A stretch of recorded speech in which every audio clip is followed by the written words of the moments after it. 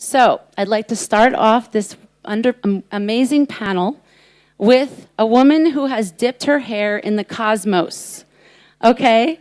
And I love this because I wanted to start with the cosmos and all of the incredible imagination that we all need to solve our problems. So, Christina, will you introduce yourself and tell you a little bit about your story, about 2 minutes. You bet. My name is Christina Korp. I am also American. I grew up in South Dakota. If you know where Mount Rushmore is, or that's where my mom is half Mexican, half Sioux Indian. My dad's a big white guy. So I grew up with some diversity too, and not thinking anything of it. I was a singer-songwriter. I was in a family band. I moved to Los Angeles. I wanted to be a rock star. If you can't tell, that's really what I wanted to be, was a rock star. I had a lot of success. I got signed to Warner Brothers, made a couple records, toured all over the world singing, eventually ran a record label, a production company, a radio show. I produced TV specials for PBS, and I was killing myself in that job. So I decided I needed to have a life. So I took a nice, quiet, boring job working for an astronaut named Buzz Aldrin, who walked on the moon on Apollo 11. And I thought I was going to have a nice, boring, quiet life. He was 77 years old, and little did I know the adventure that I was going on. I took the bare minimum of math and science in school, and here I was with a man who walked on the moon who had a PhD in astronautics from MIT. But the marriage of my entertainment background with his technical side was actually a beautiful marriage. And 12 years later, I'm still here. I'm promoting space. I'm a true believer. I produced the last 5 galas at Kennedy Space Center for the Apollo 11. I just did the big 50th anniversary. I did a bunch of activations relating to that. Now my mission is to promote women and Artemis.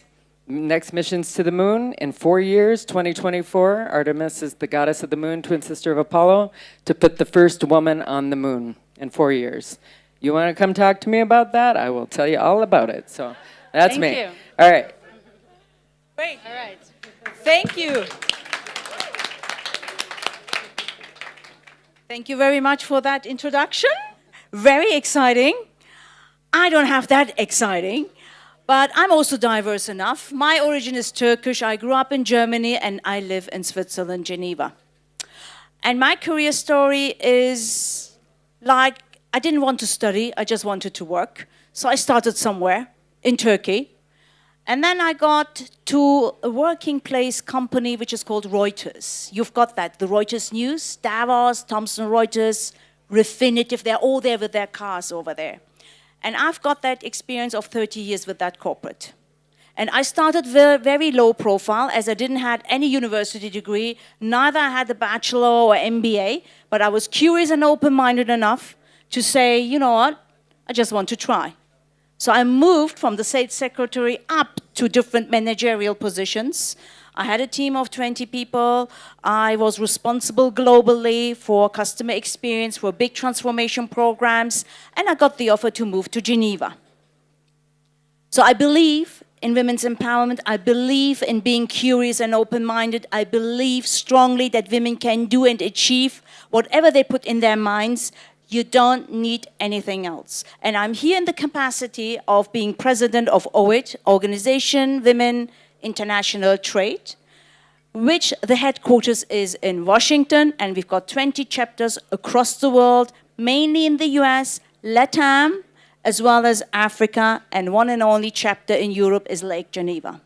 And what we do, we are a non-profit organization, and we are the ones who are providing the necessary support, the empathy, upskilling, information flow that our women need to do trade, to be able to compete in this tough market, and anything which goes with that. So I'm really looking forward for that wonderful and exciting panel discussion here.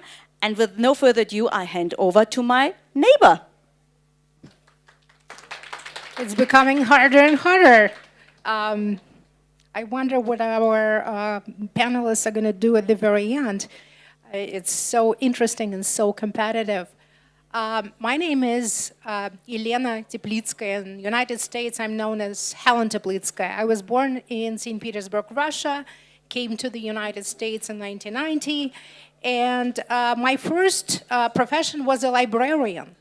I ended up directing 144 libraries and information centers in St. Petersburg. And in 1990, I came to Chicago, where my family was. And I restarted my career. My first job was, I was making $5 an hour in the medical supply store. And 3 months after, I became an assistant professor at the University of Illinois in Chicago, teaching information management. And considering that prior to that, I never really touched computer in my life, all I knew were needles and perforation cards, it was quite an interesting ride. So when I hear now that it's so hard to learn new technology, I have an experience to prove it wrong and say, we can do whatever we want. We just have to be motivated. So I started as a assistant professor of University of Illinois in Chicago. Figured out that in the United States were all kinds of chambers of commerce, but there was no American Russian. So I went to the Secretary of State of the city, actually of the state of Illinois, and hand wrote the application to start the American Russian Chamber of Commerce and Industry, consequently becoming its first president. And in '95, I founded the American Eurasian Chamber of Commerce. I published a magazine called Russian-American Eurasian Business Report. My very first interview that I took was from President Heydar Aliyev when I organized his visit to Chicago. And when I finally got to visit Baku, unfortunately, President Aliyev was no longer alive. I could not believe how surreal it was because everything was named after his name, but he was so modest and so amazing as a person. And it again proved me that actually we women can do everything we want, because at that very time my own husband was making a laughing stock of me. You inviting the president of Azerbaijan, you are gonna meet with him? And I said yes. And my punishment was that I sat my husband next to me when we were meeting with president of Azerbaijan. And since that time on, my husband actually knows that I'm pretty serious about my stuff. I founded the consulting firm called InnKick International, and my clients were the likes of Motorola, Pepsi-Cola, Cartier at some point. I officially represented the government of Uzbekistan in the United States. And one of my clients was a company called Pepsi-Cola General Butlers. And I met then Dean of Kellogg, who was on the board, and I wanted my son to get to Northwestern. I ended up becoming a student, but actually first a professor at Northwestern Kellogg School of Management, teaching in international business. But my first idea was to help my son. I ended up teaching there for about 10 years and founded the class doing management in Russia. I'm appalled at where U.S.-Russian relations are today. I feel very disappointed, but extremely hopeful that relationship between not just U.S.-Russia, but between all the regions, what is now called Eurasia, and being here on the Caspian Week, I see how Caspian region is booming year after year. It's more and more countries. And this is the ideal state. But 6 years ago, I was honored to join Sberbank. And I'm now an advisor to the chairman of Sberbank. We have 151 million clients around the world, 300,000 workers working at Sberbank, and over 70% are women. We have 2% of women working for our bank. So I'll be delighted to share the experience, and sorry if I took too much time. Yeah, sorry. No, it was good. Thank you. Thank you. Yeah, we're Hi. trying to limit them to 2 minutes, but that was so good. Thank you. I'm sure everyone appreciated hearing all that. It was nice, thanks. Well, first of all, I would like to thank Shireen and the team for this wonderful organization. It is really a pleasure to be here. And ladies and gentlemen, it's really so nice and exciting sitting in front of you here. My name is Adviye Bergemann. I'm coming from Turkey, Istambul. And since I know myself 13 years old, I've been working and earning my own life. And through all my professional life, my life, I struggle with males. First, it was my father, then my brothers, then it was my husband. And all those struggles made me who I am today. And I never lost. Either I learned or I win. And I am so thankful all those males who gave me the chance to struggle and made me so powerful. And I'm so proud being here. And this is a part, the success of this struggle. Thank you. Thank you. Beautiful. So, my name is Gulnara Salimova. I'm coming from Uzbekistan family in Tashkent. And for the last 20 years, I'm in Europe and 12 years in Switzerland. So my career started in the State Planning Committee of Uzbekistan, which is government. At that time, in the Soviet time, it was most powerful organization, even more powerful than Cabinet of Ministers and the Communist Party Central Committee. So, and starting from economist position, I leveraged my career to become economic advisor to the Minister of Economy. And I worked in the government 14 years, proving to the male-dominated population that women can do a great job.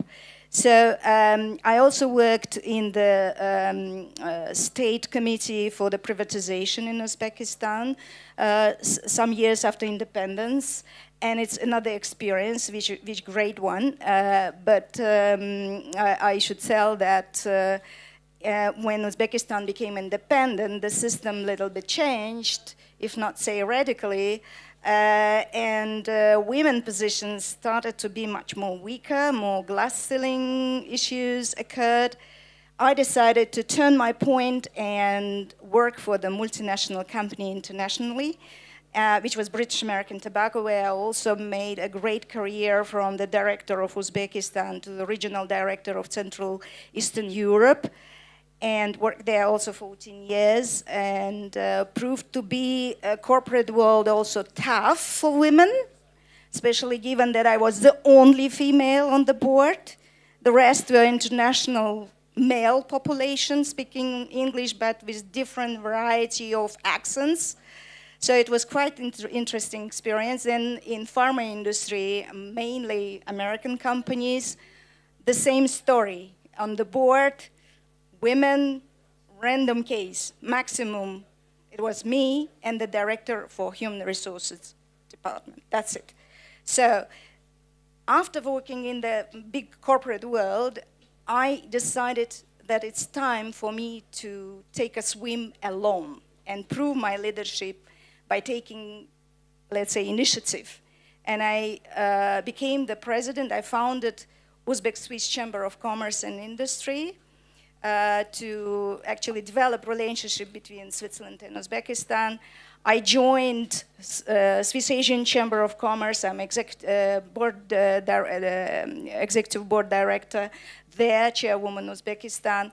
And I founded my consulting company, which is helping companies from Switzerland and Europe to internationalize and go to developing countries, developing economies, sharing all the accumulated knowledge and experience and transmitting it to those companies. And I should tell you, within these dynamics, from the Soviet times to the market economy times and the Western world, I have waste observation how women are treated in the workplace, how they are treated in the government, how they are treated in the society. So this experience I hope to share with you later in the panel discussion. Thank you.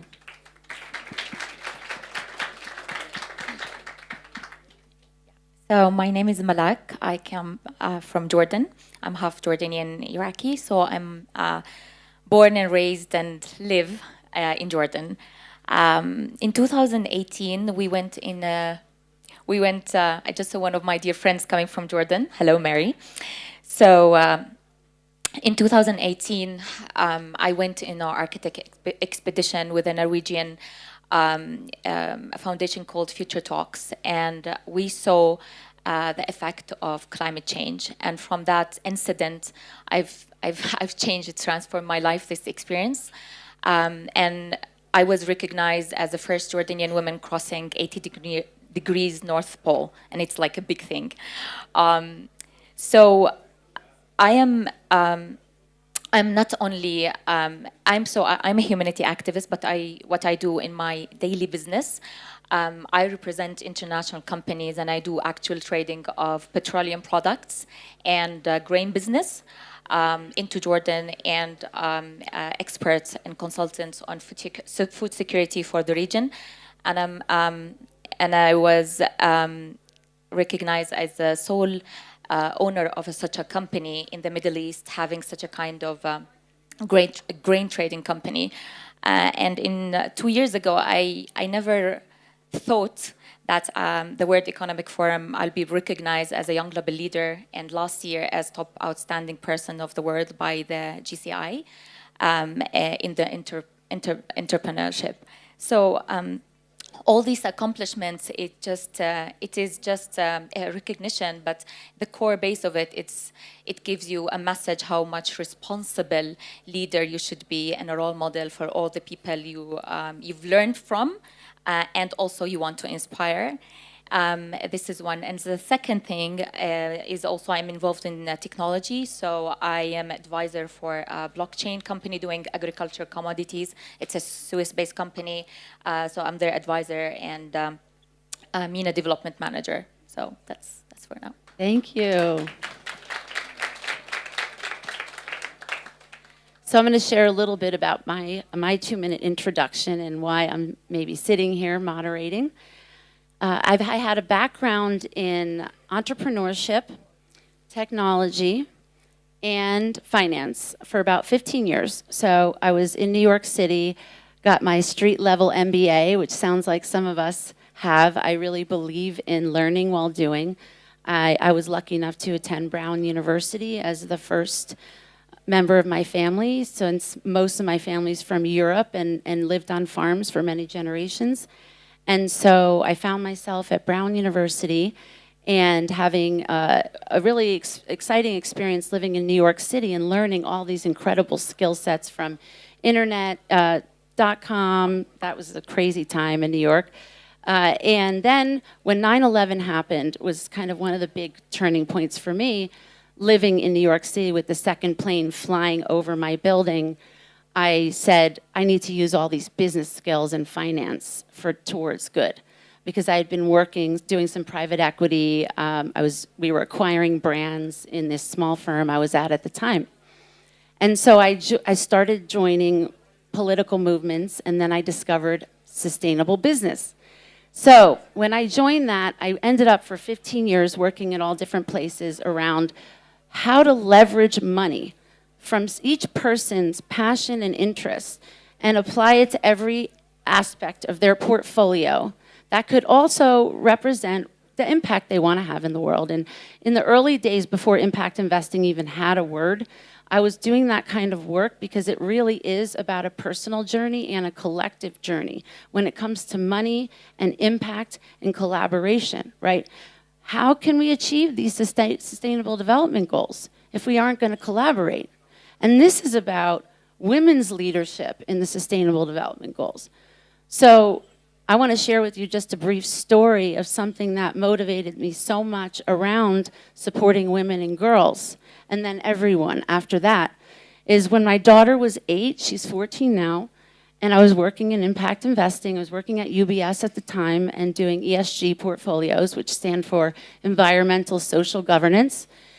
And she said, Mom, why have all the US presidents been boys? She used the word boys.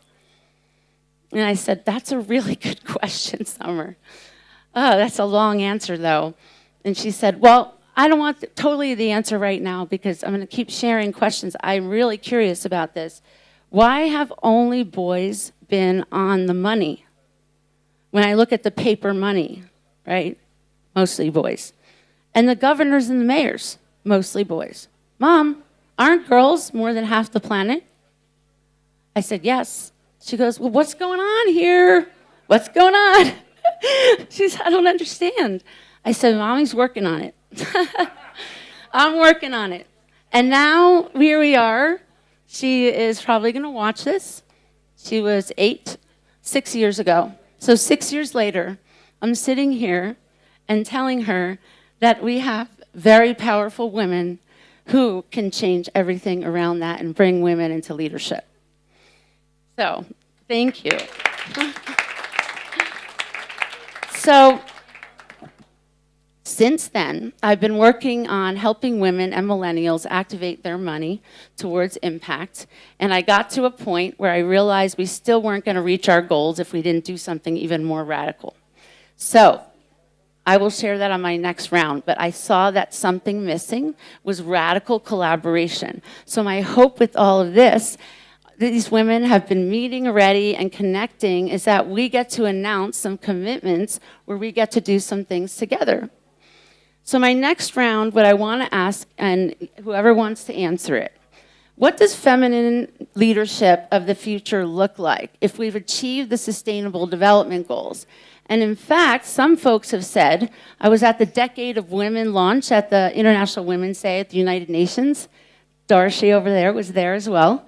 And it was said that if we could achieve one goal, only one goal first, we could achieve all of them. Guess which one that was? Women. Think about it. Think about it, right?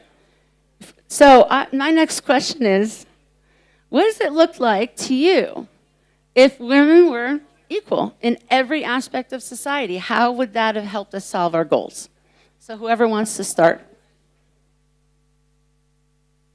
Well, one thing that I didn't mention in my intro is I am one of 10 children. 5 girls, 5 boys. And who are the successful ones in my family? All the girls. We're way more stable, we're more adaptable, we're more creative. We all make more money than the boys. Why? I don't know. We were not treated any differently growing up. 10 kids, same parents, and the girls are, that's just a natural thing that happened. So I always say that my family would be a good case study. Same parents, same upbringing, and the girls are fine and the boys are struggling, and I'm not sure what the deal is with that, but to me that's just real, that's my real life. And so I never thought that I couldn't do anything that the boys did, because I was usually doing better than them anyway, almost at everything that I did. So I think that's actually been an advantage also, to do everything equally in our family, just automatically gave us as girls the same confidence that the boys had. That's just a personal perspective.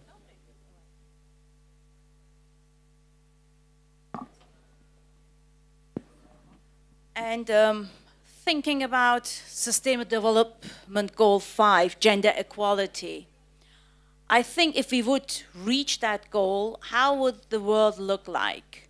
Imagine, we would have equal opportunities. That means in development and underdeveloped countries, because we need to also consider the cultural differences.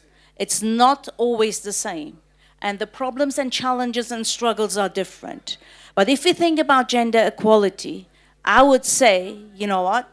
We would have fair treatment, fair opportunities. We would have collaboration, talking to each other and listening more, having the empathy, finding solutions and not kind of vetoes or saying no, really working hard on solutions if we have any challenges, because this is our life and the world goes on, so we will have challenges. So everyone would be in the same boat, men and women, because it's not only about the women. We need to have men as well on the same boat. They need to support us to achieve this goal of 50% equality, if we think about this. That's a wishful thinking. Are we going to reach that by 2030? We don't know. But each step counts. If any one of the women that might be in Africa or somewhere else would be able to gain their own money or have a step forward, it's already a step ahead. And this is how we need to knit one by one, like a little art, painting our image to reach that goal. That's my steer. Thank you. Thank you. I want to just add to that before the next speaker, something that is really important point. There's a few key points: confidence, having a different vision of what the future looks like. those are some key components of feminine leadership as well, is a lot of people, when you look at society, if a lot of us have been watching images like the news and movies, there's a lot of doom and gloom in a lot of the media. That is the image that most people think of when they think of the future, right?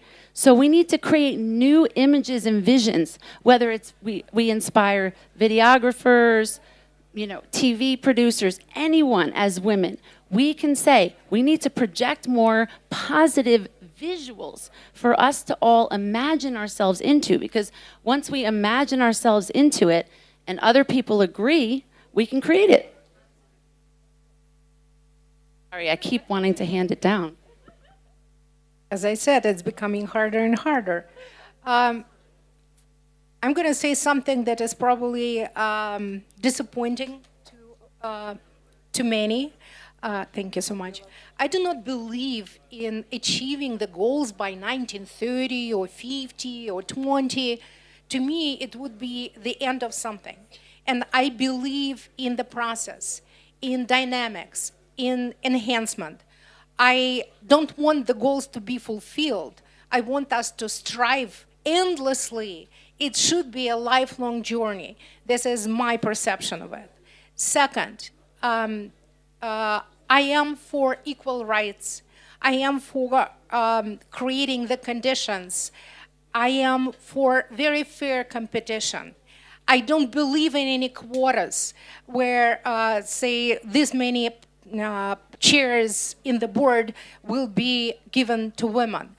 Years ago, I was asked what I think about gender competition, and my response was, strive to be better than any competition, be it female or male. Going forward, I believe that we as women should not just support technology and all this technological development. We should remember about feelings, about love, and instill love, inspiration, motivation. The questions for the panel, as I heard them, were about parents, about the youth. I'm probably the only grandma. No, not the only one. But for me, it's probably the best gift I received. And I believe that our role in the world is to be wonderful grandmas to our boys and to our girls, because without this vanishing story of grandmas and their grandchildren, something in the world is missing. So I think we are to continue being humans and not forget that technology is nothing without love and without our feelings.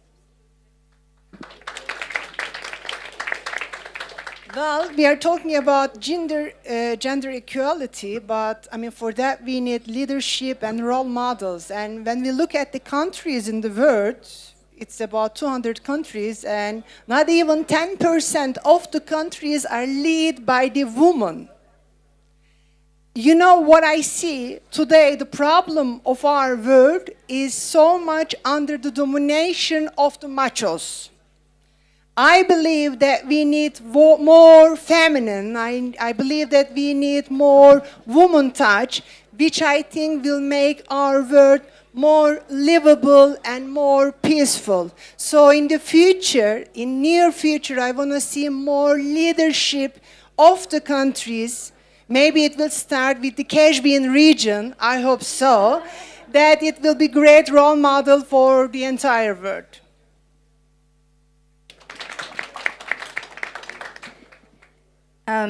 We had a session on Afghanistan today here in this Caspian Week. And I was lucky to hear the last session.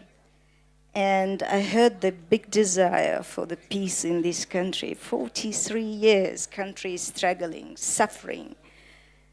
Children are being killed. Women are being killed. And my view that in the societies where we put goals, number 5 or whatever number, gender equality, it's not just the goal and just for the method to achieving it. We have to understand that plane has 2 wings and it should be balanced. The societies should be balanced. And if we would have women leaders in the decision-making positions, not in the roles somewhere leading the museum of art or whatever, but being in the driving seat of the car, and women think maybe 10 times more than men about consequences of risk-taking going to the war. And they would think about love, about future of their children, about their families. And therefore, this touch of love, which was mentioned by my colleague, is very important. And that's, I think, the key feature of mother being in the leadership role, be it in politics or in the business, where they can contribute with their specific feminine features to the society's values and bring those values to the up level. Look at the recent example in Finland. 5 ministers, age 33, 36. I mean, isn't it amazing? I'm sure Finland will achieve a lot of success, and less will be decisions about going to the war in the Middle East or elsewhere in the world. So my belief that, yes, we should go for the goals, but again, we have to be very clear how we are going to reach these goals and where we are going to reach these goals. Because if we talk about developed countries, even Switzerland, which put 50-50 target to have women on the decision-making boards in the corporate institutions, even there, they cannot achieve it because so many filters, so many challenges for the women to actually climb in the career stairs and get to the board seats. And developing countries, you look there and you see that the women talking about survival, not about leadership roles, but even just to carry on the normal life.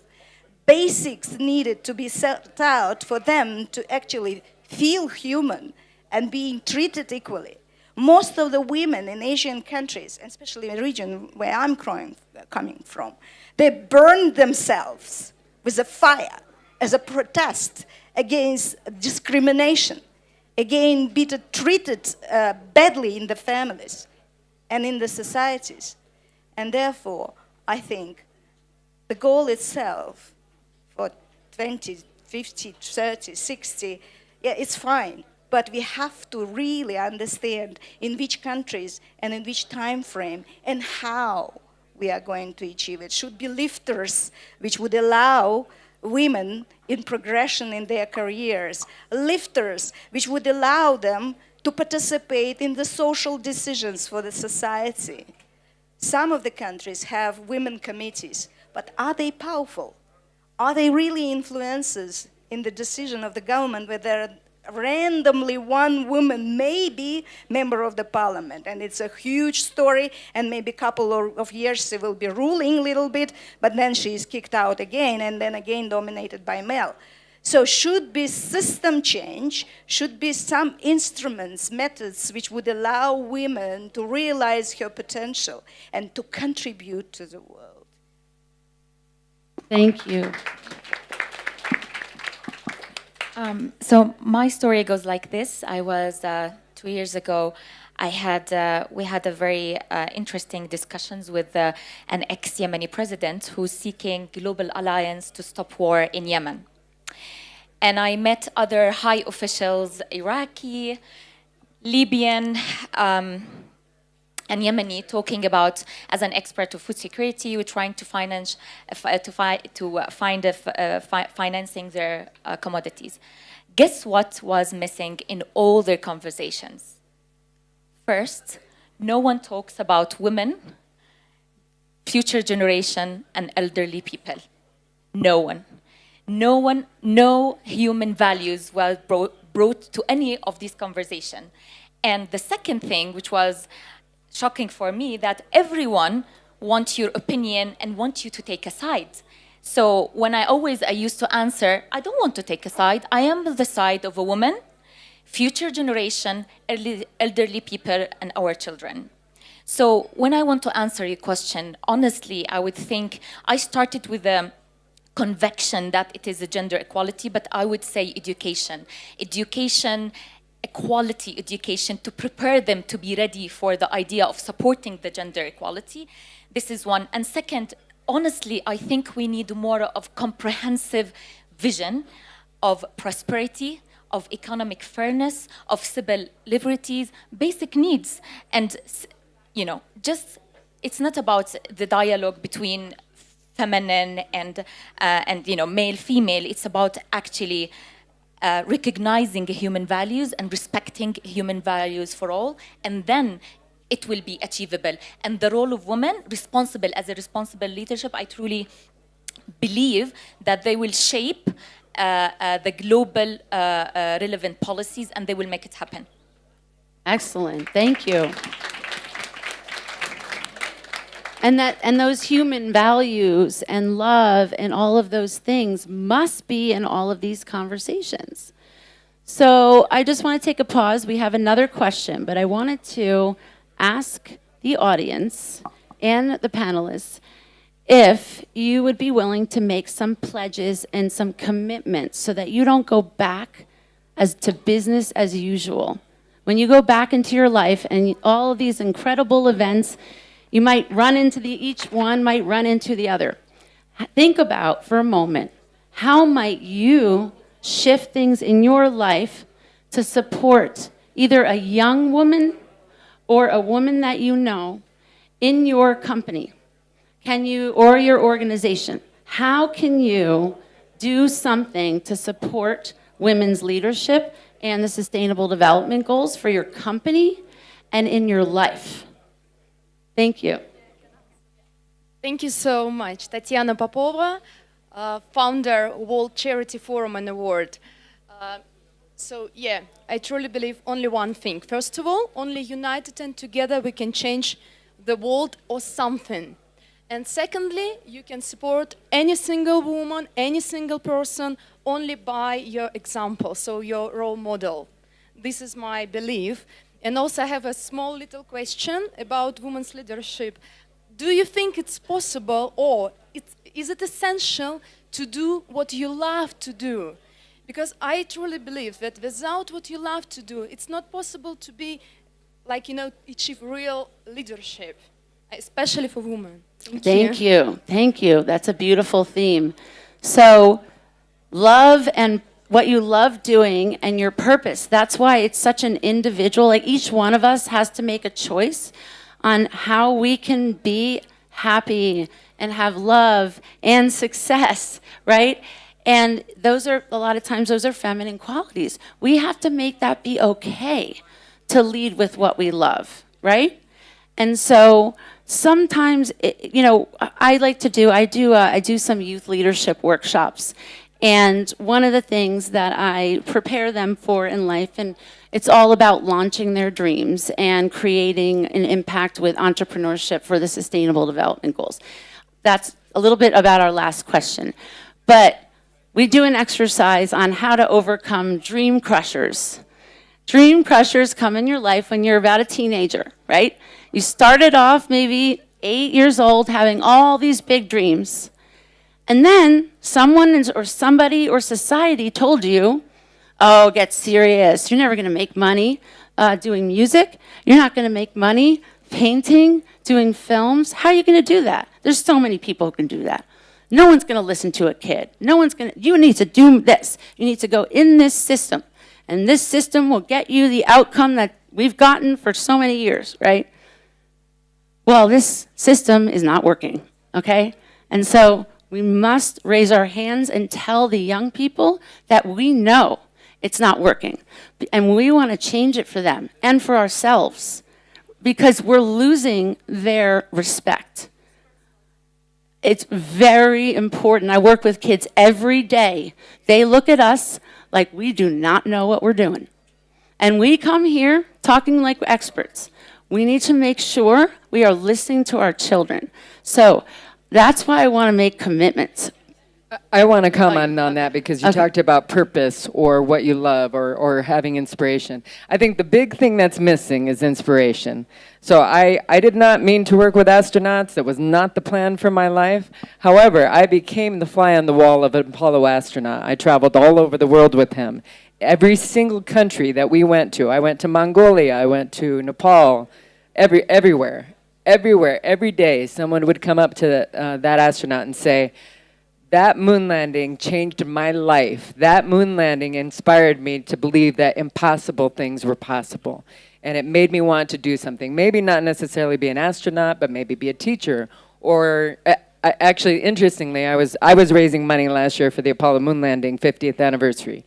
Last July was the 50th anniversary of the first moon landing. And almost everyone who helped me was an artist or in the entertainment business. The guys at Pixar, the guy who invented Adobe Photoshop, his name is John Knoll, he's at ILM. Every single one of these people said, you had me at moon. That inspired and changed my life and gave me inspiration. I got up at an SAP event last year and I started saying to people, we need that kind of inspiration again. We need the role models. We need something to believe in again. We need that inspiration. And the thing that people, if you're not paying attention, the game changers of the world today, the Jeff Bezos, the Elon Musk, the Richard Bransons, the Google guys, all of them are Apollo, like diehard Apollo guys, because they use the moonshot as kind of, okay, they're going to achieve something impossible.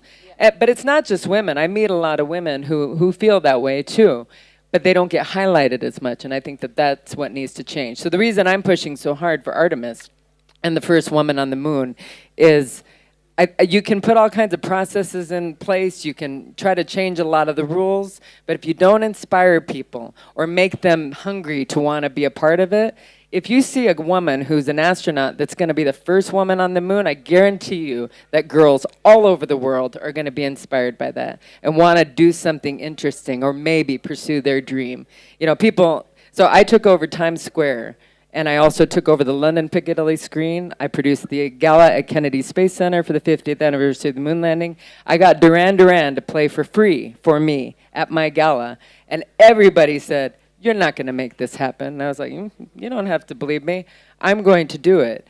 And the thing is some people say, oh, that's impossible. You're never going to get this. I gave Jeff Bezos an award 3 years ago. I gave Richard Branson an award 2 years ago. I want to give more women. I did give the first female engineer at Kennedy Space Center the award this last year. Everybody always says, it's impossible. You can't do that. Well, I always say to people, I'm a girl who's been all over the world with a man who walked on the moon, and that's my inspiration. So I think that is desperately needed. We had a big meeting with Lockheed, Boeing, Northrop Grumman, all these guys. And most of these companies now have female CEOs. And you may not know that, but most of them have female CEOs. But one big complaint they had, they do not have the next generation workforce. They're desperate for the next generation workforce. And I'm saying the only way you can get that is to inspire them to want to be a part of something bigger than yourself. I am for equilibrium.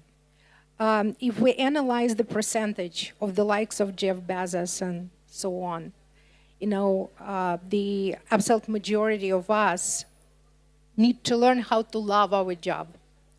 And I recently read an article. There are beautiful inventions in Russia, but they are not commercialized, and you know, it's historic. And there was a parallel, because in Japan, people love their jobs. In Russia, people love doing what they're doing, and they will only do what they like to do. And I think the truth is somewhere in between. I think we need to create inspirational conditions at our companies.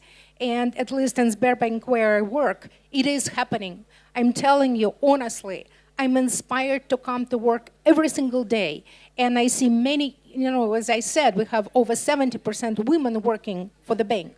So I would love to see how we learn how to better work and be constructive with men in the family, in our job places, because without my husband, I would never have become the advisor to one of the leading banks, chairman of the leading banks in the world.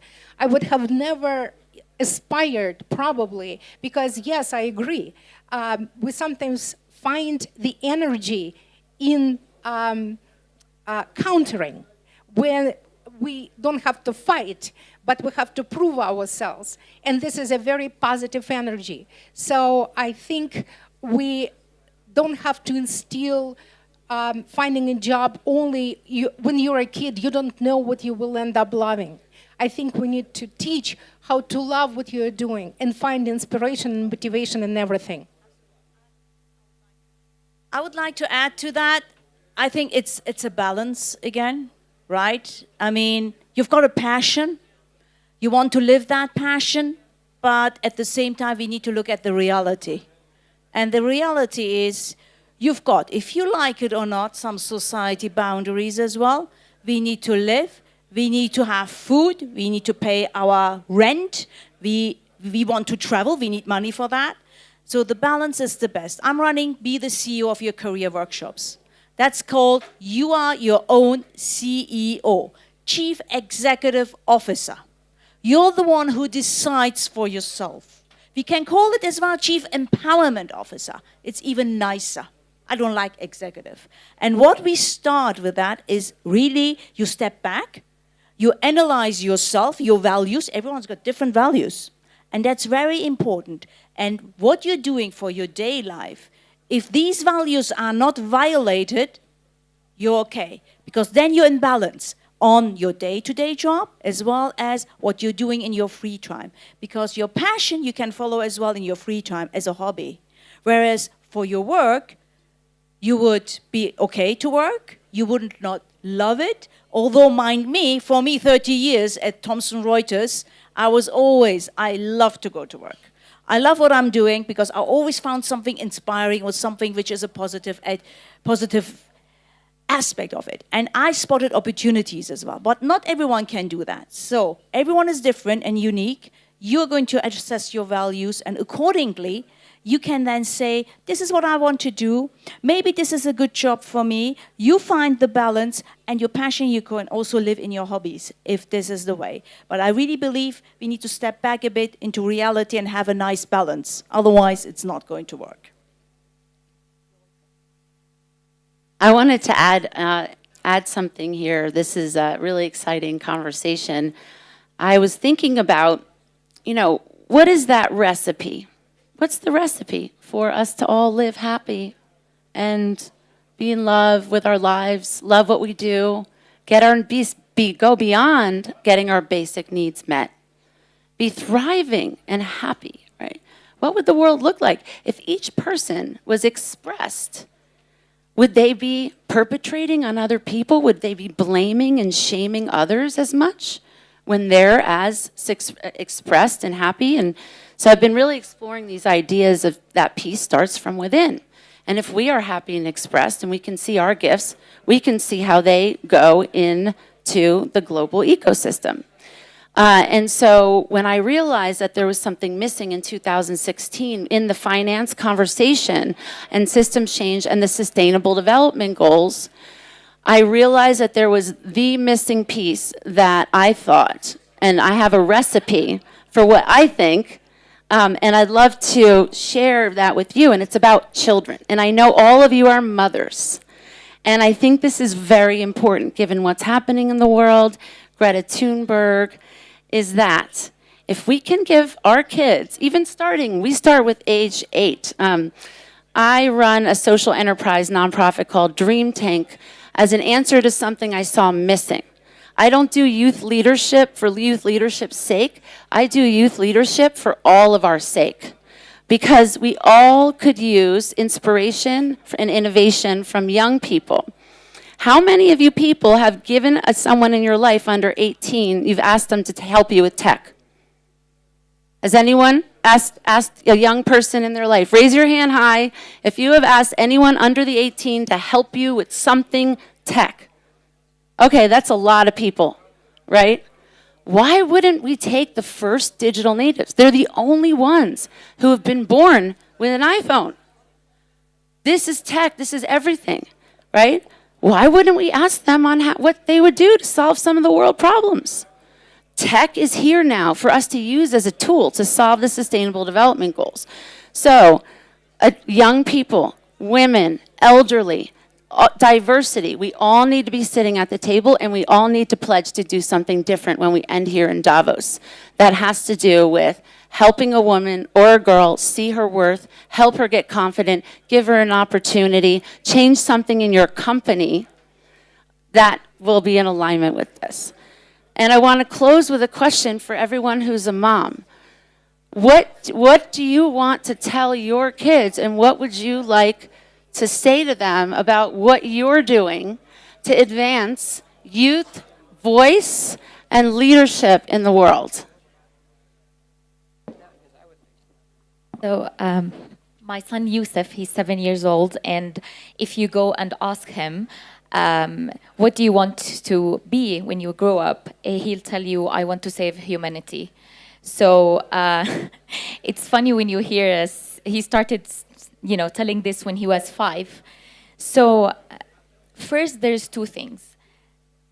We need to teach our children to be grounded in their own identity and respecting others. Then it will be easier for tolerance and openness. And these, by the way, definitions are being always redefined and developed over years. So that we need to teach them to have this open mentality to redefine these words and what does it mean. And the second thing is always, and it's my struggle when I do purely traditional trading business of petroleum products and grains, is like how, and this is, I always question this too, I always question myself and challenge myself and always ask my son, is 2 things. What do you do every single day that lead to environmental protection and social development? And second, does your moral compass lead you to solving the global urging challenges? And it should be really something very small. You start with first yourself, keeping your values when you are in a higher position, because we don't want you to lose your moral compass as a woman. And the second thing is, what do you do? And of course, working on yourself. And second, of course, inspiring young people just by acting upon your own values, which is very important when you reach in a point where your values sometimes it would be questionable, or you have the question of power or seeking truth. So, very much agree with you, and I true believer in the capacity of our children to achieve enormous goals in their life. Our mother's duty and grandmother's duty to encourage them to find their identity, what exactly they want to do in their lives, to understand themselves first, what their values are, where they want to see them in few years, and to understand what kind of passion and for what they have to realize their potential. And we facilitate that process. We encourage them, we bring them courage to create this can-do attitude. One of the leadership features which not avoidable. And I can give you example that my daughter, she was stuck with the first son, my grandson, at home for 3 years, and she felt having 2 diplomas, what would I do if I do all my life sitting at home doing nothing? And she was sort of not certain whether she can achieve what she would like to achieve, because from the being small girl, she always was keen on the topic of beauty. Everything related to beauty was wow effect. And I said to her, okay, you've got 2 diplomas, economist and lawyer, but if your passion is actually beauty, just go for it. Make your hobby your real business. Go for it, you can do it. And I encouraged her to take ownership for her idea. And she launched her beauty salon for several years, very successful, overpacked, Everyone knows her in the village we live in, and even surroundings, and from Zurich and everywhere. The customers booking her time months or twice, 2 months in advance, and she realizing herself. The same I do with my grandson. I'm always challenging his thinking pattern, provoking him with certain questions that he would understand what he really wants to have in his life. And I think this is our contribution to the young generation, to encourage them to become the leaders of the world, take that in their hands and hold it strongly. Thank you. That's beautiful. I'm going to recruit you to be one of my Dream Tank mentors for the kids. They need people like you. Thank you. I am the mother of 2 daughters. So my house is like girls' boarding school. Full of girls, no male. Well, I am the mother of 2 daughters. One is 16 and the other is 12 years old. And I love the expression of digital natives. And we are called digital immigrants.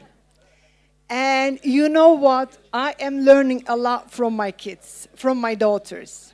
And at the day that I was supposed to travel here, a day before, we were lying down on the bed, 3 of us. And I opened the subject to them, to my daughters, and I said, girls, tell me what you're thinking about male and females, the gender equality. You know what was the first reaction of my 16-year-old daughter? Mom, are you crazy? I mean, you shouldn't mention about male and female. You shouldn't talk about the gender. And I said, what the hell you're talking? And she said that it has to be the equality of the individuals. Yes. So yes. Please give my message to everyone at the panel that they shouldn't mention about the gender. They should talk about the equality of the individuals. So this is my message of 16-year-old daughter. What's her name? Terine. Terine? Terine, yes. Terine. Yeah. Okay, I'm going to say a message to you, Terine. You are a genius, and many children like you, we should be listening to more and more, and ideas like that should be sitting here in the World Economic Forum. So next year, we are bringing some kids. Maybe you can bring your daughter. Yeah. We can bring our kids here, and maybe we should put them on this panel. Yeah, I have a 14-year-old daughter. You have a 16-year-old daughter, right? Yeah. And did you know that there's 16 different genders in with the kids talk about today? They don't want to pick one. But there's 16 different genders. Heidi, I was surprised. I mean, we were just lying down on the bed and talking about males and females, gender equality, and the reaction of her, I mean, natural reaction. Mom, please tell them they should not headline gender equality. They have to headline individuals' equality. All right. Wow, wonderful. Maybe we'll name a panel after that next year for her. Yes. I concur with that, and I think I mentioned that throughout all of my remarks, that I personally believe in equality between the people, equality of rights. And I instilled this in my son, and now I'm trying to do the same with my granddaughters. My son started working when he was 9. He started passing out flyers because he wanted to earn his own pocket money.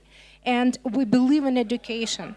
But I always instilled in him that you can have your job, but you can always do whatever you desire, what you dream of, as a volunteer.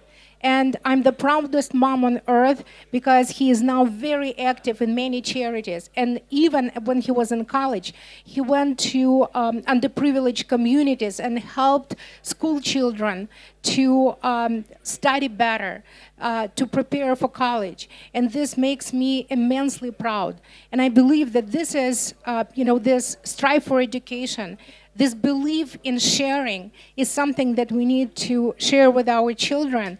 And I very much hope, and I know my son is already better than me, and I hope that my granddaughters will outperform and outdream. I wish all of us to have our dreams come true, and it of course includes what our children and grandchildren and the whole world to be happy. Thank you. Thank you. And I've got a son of 23. He's a big boy now. He's working now. He doesn't still not really know what he wants to do. So he's trying to figure it out. He's a bit late with everything. But that's fine, you know, that's his journey.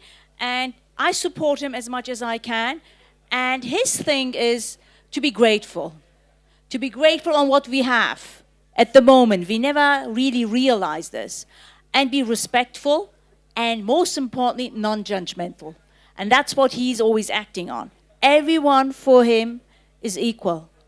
And that's something that we need to teach our generation, our new generation, our kids, which is very important. And the pledge today that I want to give is what I'm doing now.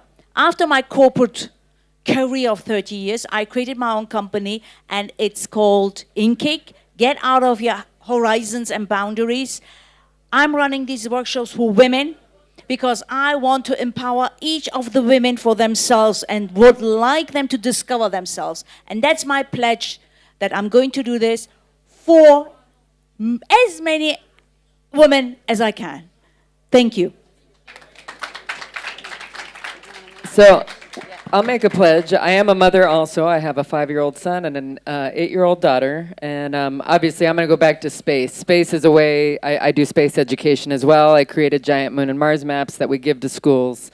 And you were talking about purpose. I just started Purpose Entertainment because I'm an entertainment person. I create events, activations because of the purpose. I could make a lot more money if I just went and did things and that I didn't care about. But it really is meaningful for me to do things, especially that inspire kids.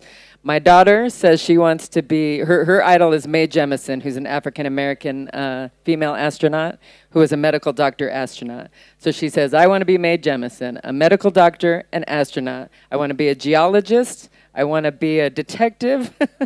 I want to be, there's one more she added. She's like, you got to keep adding. I have a few more. And so can I do all those things, Mama? Of course you can, honey. So I think my pledge that I've already kind of made this anyway for women. This is a big year for America. This is the 100th anniversary of the women's vote nationwide. 1920 is when women nationwide got the right to vote. August of 2020 is the Women's Vote Centennial.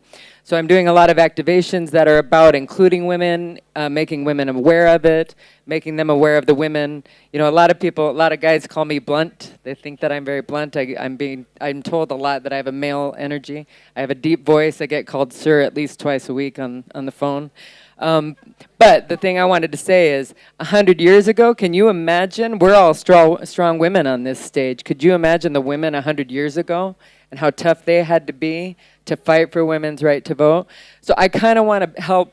My pledge is to try to get women have that same spirit again of coming together, bringing all of our strengths together for something bigger than ourselves. And we're much stronger together. Rather than competing, when we work together, we can get a lot done. Like, they fought for 72 years for women to get the vote. Now we are 100 years later, and we're still fighting, but we can continue to do that if we all commit to join together, not just for ourselves as women, but hopefully as models for young girls to see what we can do when we join together. So that's my pledge. Thank you. Okay, last thing. So, I want to share that, you know, I'm very, very, very excited about this panel, and there's one piece that I haven't heard yet, and I want to just make sure it's in the space, is that this is not about really men and women. This is about flow and balance of all the energies on the planet so everyone can do their part. And so I would like to ask everyone in this room if they might try to not use the word but anymore when you're listening to people's ideas, because it negates what they just said. That's what we did. We asked on the panel, right? We said, we want to be unified. Everyone's idea is fantastic, and we might have a different take on it. It's not a but, it's an and. And that's what I do with the kids in our workshop as well. From the youngest ages, they're realizing I don't want to negate someone's idea. The other word that is toxic in developing the new word is should. People have said, don't should on yourself, or please don't should on me. Okay, so should make someone feel bad for something that you think that they should have done, but it doesn't help move forward in any way, in any situation. So just try to use that word should, unless it's a fun way to use the word should. Go to the parties tonight. Yeah, going to the parties. You should go to the party. You should laugh as much as possible. These are good shoulds, right? And also, the other request is listen to children. Listen to what they have to say. They are very wise. They have ideas for us. And so my pledge is that I'm on this planet to listen to children's ideas, help them launch a business or an innovation that is from their passion, something they love doing so much they can't imagine being anything but happy when they're doing it. Choose a sustainable development goal, launch something, and learn how to make money doing something you love, achieving positive impact in your community. And that's what Dream Tank is about.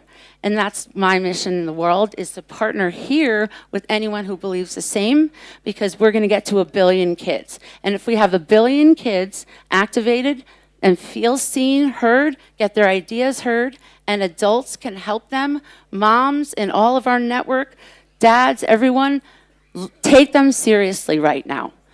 Look at Greta, look at Parkland, look at other things. Take them seriously. Do not pat them on the head and say, what do you want to do when you grow up, actually? It's what do you want to do now?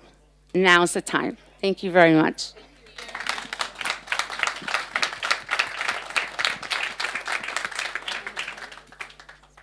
Thank you so much. That was very energizing, and I think we're all going to leave this space walking a bit taller and with a lot of ideas.